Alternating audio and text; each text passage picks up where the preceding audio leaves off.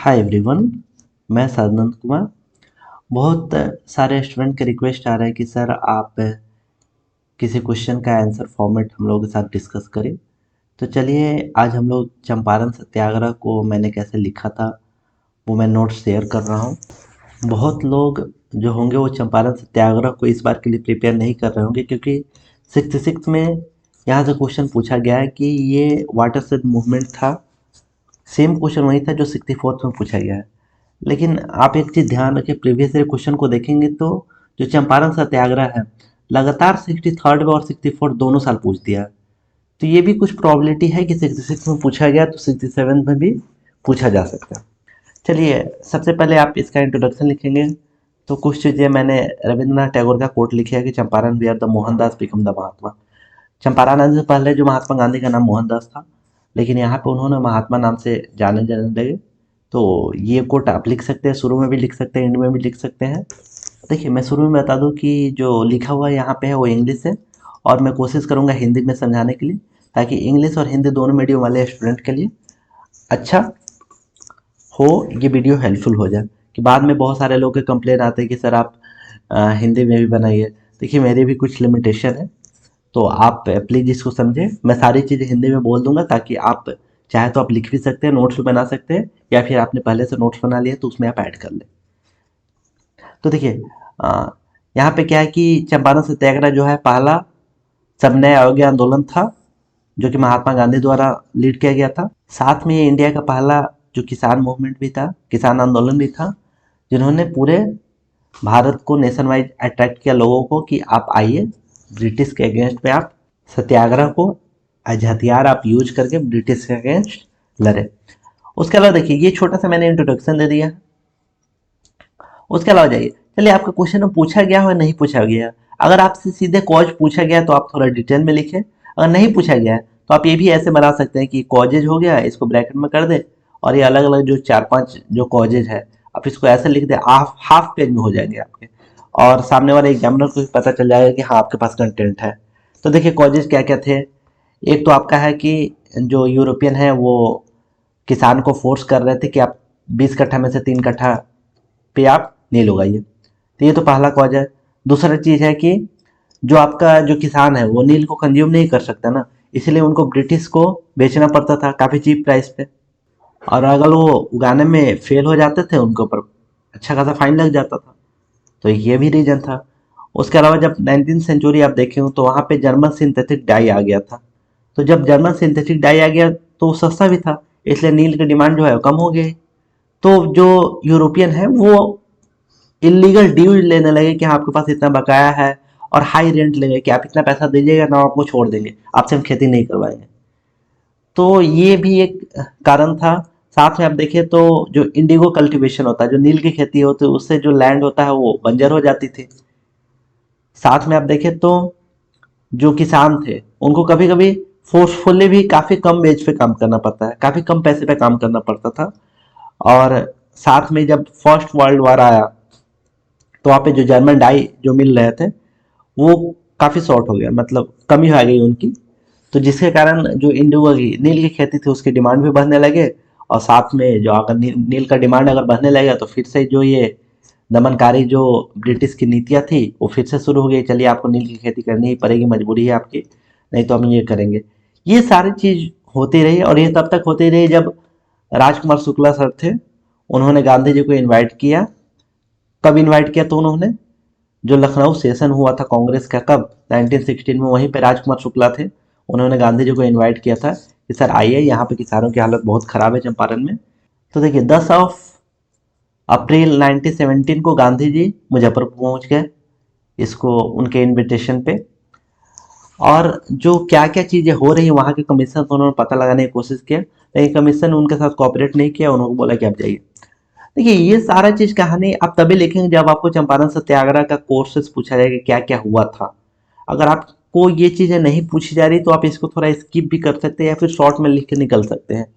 तो ये चीज़ आप ध्यान रखें, मैं ओवरऑल आपको बता दे रहा हूँ कि क्या क्या चीज़ें हो रही हैं, ताकि आपको समझने में आसानी हो जाए, और आप आंसर भी कम्प्रिहेंसिव आपके नोट्स तैयार हो जाए, और आप जाके फिर एग्जाम में जो क्वेश्चन आएंगे उसके हिसाब से आप आंसर लिख सकें। चलिए तो जो कमीशन थे उन्होंने गांधी जी को बोला कि आप चले जाइए, तो उनके ऑर्डर को गांधी जी ने रिफ्यूज कर दिया, मना कर दिया, डिसोबे कर दिया, और फिर उन्होंने मोतिहारी आ गए। और मोतिहारी कब आए? 15 अप्रैल 1917 को आ गए। जहाँ पे उनके साथ कौन कौन आए थे? राजकुमार शुक्ला, राजेंद्र प्रसाद थे, जेबी कृपलानी थे, महादेव देसाई थे। और वहां पे उनको क्या कर लिया गया, जो मोतिहारी के मजिस्ट्रेट थे उनके द्वारा अरेस्ट कर लिया गया। लेकिन फिर बाद में जो प्रेशर के कारण उनको छोड़ना पड़ा, और गांधी जी उसी डिस्ट्रिक्ट में रहे, और जो किसानों की प्रॉब्लम थी उनको सुने। साथ में उन्होंने बहुत सारे गांव को विजिट किया, और लगभग 8,000 जो कल्टीवेटर्स थे उनसे मिले, उनके प्रॉब्लम को सुना, और कोशिश की कि वो खत्म हो। तो ये सारी चीजें हो ही रही थी, तभी गवर्नमेंट को लगा कि नहीं, गांधी जी के पास कुछ स्ट्रेंथ है, जिसके कारण उन्होंने एक कमेटी बनाई। कमेटी का क्या नाम था? चंपारण एग्रीगेरियन कमेटी, जिसके प्रेसिडेंट एफजी सिलाई को बनाया था, और गांधी जी को भी एक मेंबर के रूप में वहाँ पे चुना गया कि चलिए आप देखिए। तो ये ओवरऑल हुई वहाँ के बाद। फिर उस वक्त कमेटी जो एक्सप्लॉयटेशन था उनको एग्री किया कि हाँ भाई, किसानों के साथ गलत हो रहा था, तो उन्होंने तीन कथिया सिस्टम को ख़त्म कर दिया, एबोलिश तीन कथिया सिस्टम। और उसके अलावा ये था कि गांधी जी ये भी एग्री किए 25% जो money taken should be compensated, कि 25% मनी जो लिया गया है किसानों से वो आपको खत्म करने पड़ेंगे, और जो 25% है वो रिफंड भी आपको देने पड़ेंगे। आपको ये सब सारी चीज़ें अगर समझ में आ रही है तो अच्छी बात है। आप यहाँ पे जो यूजफुल है आप अपने नोट्स में ऐड कर लें, और साथ में कहीं दिक्कत है तो आप कमेंट करें, मैं कोशिश करूँगा ये चीज़ें ख़त्म करने के लिए। और ज़्यादा अगर दिक्कत आ रहा है तो आप कहीं किसी भी बुक उठा के आप चंपारण सत्याग्रह एक बार देख सकते हैं कि क्या क्या उनका हुआ था उस दौरान में। चलिए, इसका रिजल्ट क्या क्या हुआ ये चीज़ देखें। एक तो इसका रिजल्ट हो गया, चंपारण एग्रीगेरियन एक्ट था 1918 को, वो लागू कर दिया गया। कब यह लागू हुआ? 1 मई 1918, 1919। ठीक है।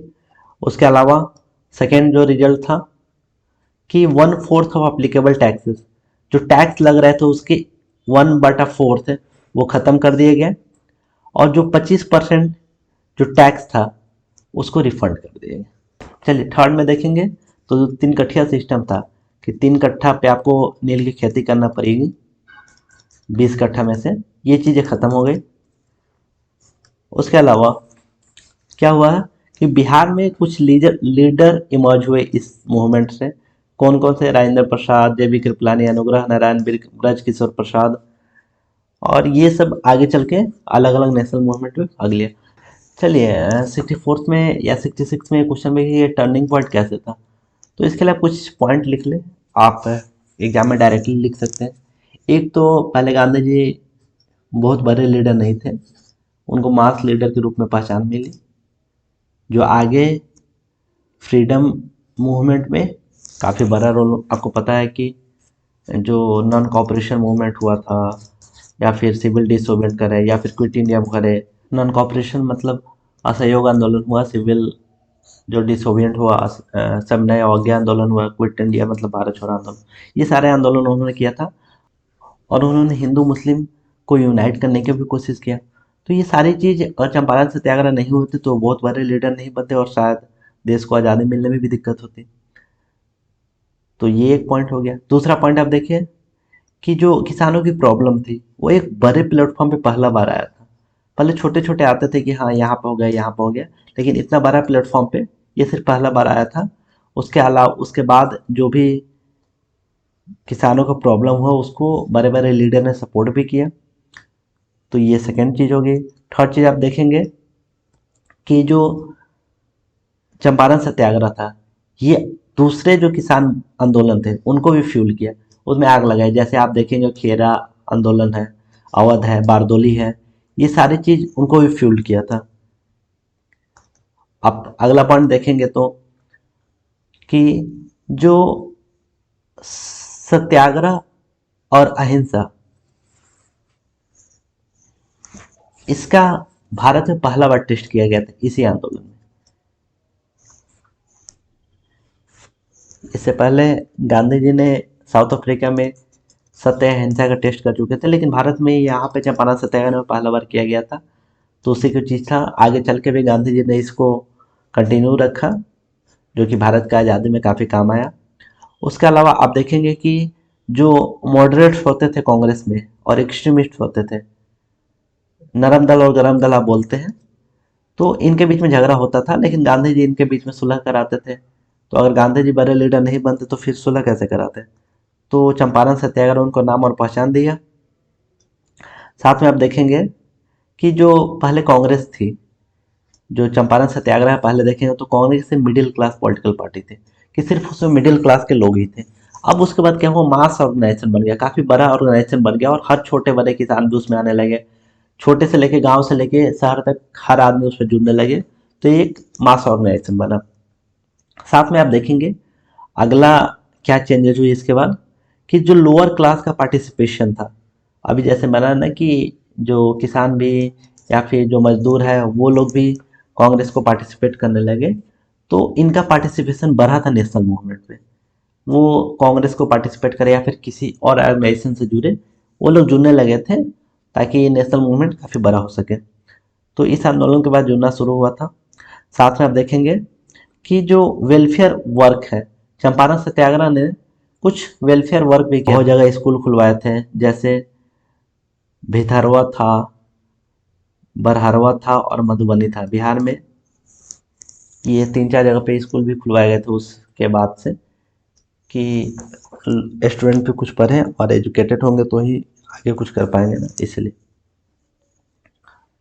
साथ में आप नेक्स्ट पॉइंट देखेंगे तो देखिए, जैसे मैंने ऊपर भी डिस्कस किया कि सेकेंड लाइन ऑफ लीडरशिप, एक तो पहले में अच्छे अच्छे लीडर थे, लेकिन बिहार में जो सेकेंड लाइन ऑफ लीडरशिप आया, राजेंद्र प्रसाद, अनुग्रह नारायण सिंह, जे.बी. कृपलानी, ये सब चीज़ें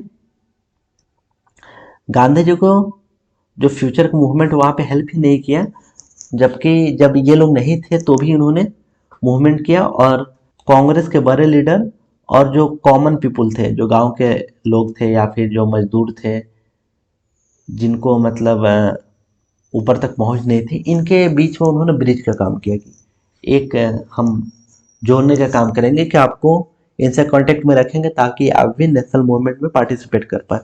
तो ये ओवरऑल चीज़ें हुई थी। आप साथ में अगर कुछ पॉइंट और ऐड करना चाहें तो आप पर इसमें ऐड कर सकते हैं, लेकिन 9-10 पॉइंट है मेरे हिसाब से सफिशिएंट होना चाहिए। आपके पास पेज भी 4 से 5 ही होते हैं, आप मैक्सिमम 5 पेज लिखे और मिनिमम 4 पेज लिख के आए, क्योंकि 36 पेजेज होते हैं और 8 क्वेश्चन आपके आंसर देने होते हैं। तो आप देखेंगे तो 4.5 पेजेज पर क्वेश्चन है। तो आप ऐसा करें कि जैसे मैंने किया था कि 4 क्वेश्चन को 5 पेज में लिखा था और 4 क्वेश्चन को 4 पेज में लिखा था। तो ये ओवरऑल हो गए आपके पेजेस के बाद। 1-2 पेज छूट भी जाए तो भी कोई दिक्कत नहीं है, लेकिन कोशिश करें कि जितना पेज भरे उतना आपके लिए अच्छा है। चलिए, आपके पास जगह नहीं है तो इन सारे पॉइंट को आप टेबल फॉर्म में भी लिख सकते हैं, कि जो फ्रीडम स्ट्रगल होते थे चंपारण सत्याग्रह से पहले कैसे होते थे और चंपारण सत्याग्रह के बाद क्या हो गया उसमें। देखिए, मैंने ओवरऑल पॉइंट पॉजिटिव नेगेटिव में ऐड किए हैं, कि जो मॉडरेट और एक्सट्रीमिस्ट होता है, गरम दल और नरम दल के बीच में हमेशा झगड़ा होते रहते थे। उसके अलावा कांग्रेस जो था मास ऑर्गेनाइजेशन नहीं था, सिर्फ मिडिल क्लास था, कि हाँ उसमें मिडिल क्लास लोग ही थे। उसके अलावा जो इकोनॉमिक एक्सप्लॉयटेशन होता है, कि किसानों का शोषण हुआ या फिर जो आदिवासियों का हुआ, वो बहुत बड़े स्तर तक नहीं जा पाता था। तो ये हो गया। साथ में आप ये देखेंगे कि जो फार्मर और विलेजर्स थे, कि जो किसान थे, गांव के लोग थे, मजदूर समूह थे, उनके साथ ज़्यादा कनेक्शन नहीं था। तो ये फ्रीडम स्ट्रगल पहले था। बाद में क्या हुआ कि गांधी जी सबसे पहले बहुत बड़े लीडर के रूप में उभरे।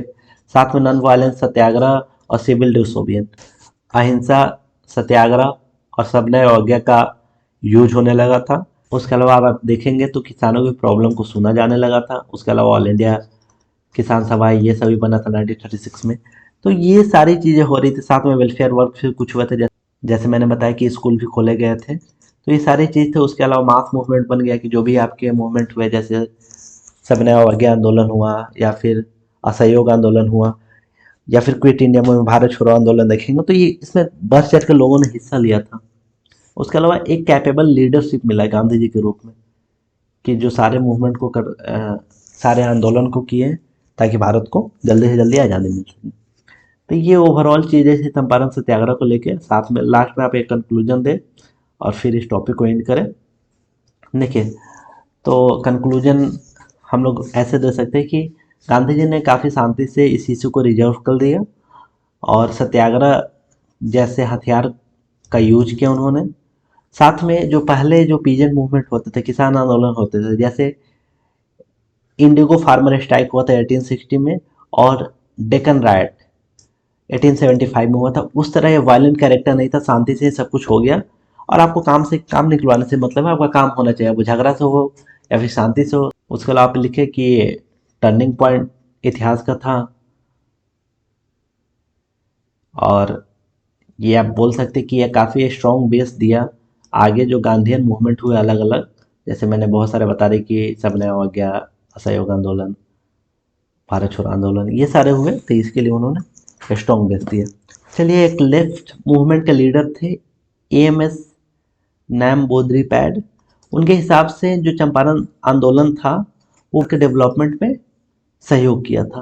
तो आप ये इसको लिख सकते हैं कि एज ए कोट कि हाँ, चंपारण सत्याग्रह क्या इंपॉर्टेंट था। आप शुरू में भी लिख सकते हैं, लास्ट में भी लिख सकते हैं, या तो इंट्रोडक्शन में इसको ऐड करा दीजिए या फिर कंक्लूजन में ऐड कीजिए, कहीं पे भी आप इसको ऐड कर सकते हैं। तो ये ओवरऑल हो गया कि आप चंपारण सत्याग्रह कैसे लिखेंगे, मैंने ऐसे ही लिखा था, तो ये चीज़ मैंने आपके साथ शेयर कर दिया।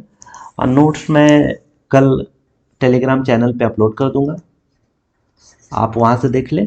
और साथ में जो इम्पोर्टेंट टॉपिक का जो प्लेलिस्ट है वो बना हुआ है, जो लोग नहीं देखे हुए हैं कि अलग अलग सेक्शन वाइज हिस्ट्री के लिए क्या क्या चीज़ करें, आप ज्योग्राफी के लिए क्या क्या चीज़ करें, पॉलिटी के लिए क्या करें, साइंस एंड टेक के लिए क्या करें, करेंट के लिए क्या करें, स्टार्ट को कैसे करें, तो ये सारी चीज़ का प्लेलिस्ट अलग अलग बना हुआ, आप जाकर देख सकते हैं। अगर ये चीज़ आपको अच्छा लग रहा है तो अपने फ्रेंड के साथ भी शेयर करें, और कोई आपको डाउट हो तो आप प्लीज़ कमेंट करके हमें बताएं। धन्यवाद।